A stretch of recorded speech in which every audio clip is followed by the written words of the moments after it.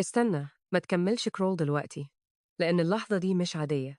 الورق اللي قدامي ما طلعش صدفة، وكل مرة بيطلع فيها بالشكل ده بيكون وراه رسالة تكيلة. أنا شايفة سنة 2026 بوضوح، وسامعة همس في الهوا، همس قديم كأنه طالع من أرض مصر نفسها. السنة دي مش شبه أي سنة عدت، دي سنة تحول، سنة حاجة بتتقفل وحاجة تانية بتتفتح.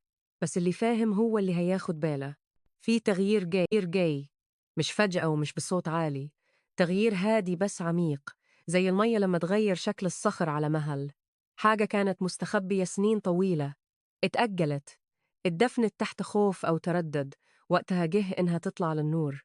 شايفة قرار هيتاخد، القرار ده هيقسم الناس، ناس هتخاف وترجع خطوة، وناس هتقرأ الإشارة صح وتتحرك في الوقت الصح. شايفة حركة بعد سكون طويل، صحوة بعد صبر، وناس كانت فاكرة إن مفيش أمل لكن الورق بيقول العكس. في باب جديد بيتفتح بس مش واضح لكل العيون، واللي مستني حد يزقه مش هيشوفه. الخوف موجود، بس الخوف ده دايماً بيجي قبل الانفراج الكبير. في سنة 2026 مصر هتسمع خبر، الخبر ده هيخلي ناس كتير تسكت فجأة، وناس تانية تقول ما كناش متوقعين ده خالص. مش كل حاجة هتبقى سهلة، وفي اختبار حقيقي، اختبار وعي قبل أي حاجة، اختبار إنك تسمع إحساسك ولا تسمع الضجيج اللي حواليك. الورق واضح، اللي هيكسب مش الأقوى ومش الأعلى صوت، اللي هيكسب هو الأذكى، واللي شايف الصورة قبل ما تكمل.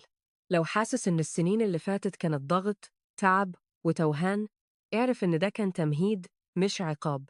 وإحساسك إن في حاجة جاية، الإحساس ده مش وهم. السؤال مش إيه اللي هيحصل لمصر في 2026، السؤال الأهم، أنت هتكون فين؟ هتكون من اللي شاف الإشارة ولا من اللي فهم بعد ما الوقت عدى؟ افتكر، الرسالة دي مش بتوصل لكل الناس، ولو وصلت لك يبقى لسبب.